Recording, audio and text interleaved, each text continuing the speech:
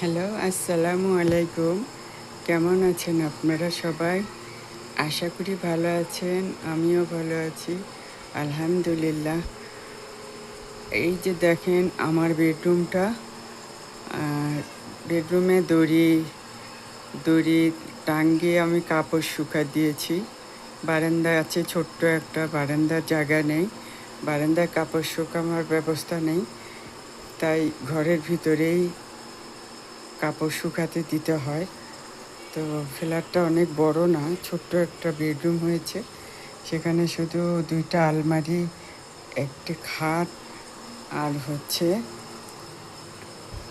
কিছু টুকিটাকি জিনিস রাখা হয়েছে। এই হচ্ছে আলমারিটা।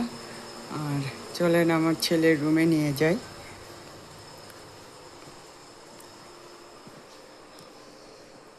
এইটা হচ্ছে আমার ছেলের রুম। দেখেন ছেলের রুমটা। এই যে খাটটা বসেছে আর এই যে ড্রেসিং টেবিলটা, এই ড্রেসিং টেবিলটা আমি জানলার কাছে ফিট করেছি। দেখুন পুরো জানলা বন্ধ হয়ে গেছে, এখানে আর কোনো ব্যবস্থাই নেই জানলা খোলার। রুমটা প্রচুর গরম, জানলার জন্য কোনো কিছু করা যায় না। তো এখানে ড্রেসিং টেবিলটা রেখেছি। ড্রেসিং টেবিলটা কোথায় রাখবো দেখেন, আপনারাই দেখেন, জায়গা কিন্তু নেই। তারপরে এখানে হচ্ছে বারান্দার দরজা। এই যে বারান্দা, ছোট্ট একটা বারান্দা, এই যে একটু দেখা যাচ্ছে পর্দার পর্দার পাশ দিয়ে একটু দেখা যাচ্ছে। এই এতটুকু একটা বারান্দা আছে। আর এখানে হচ্ছে আলমারিটা রেখেছি।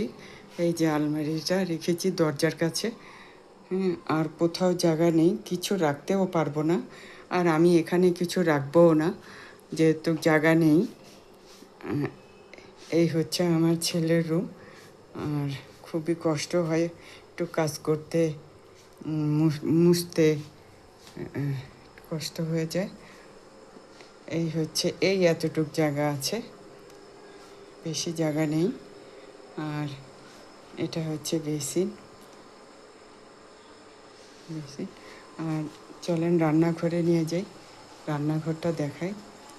এই যে আমার রান্নাঘর, সে আগের মতোই আছে, তেমন কিছু গুছাইনি।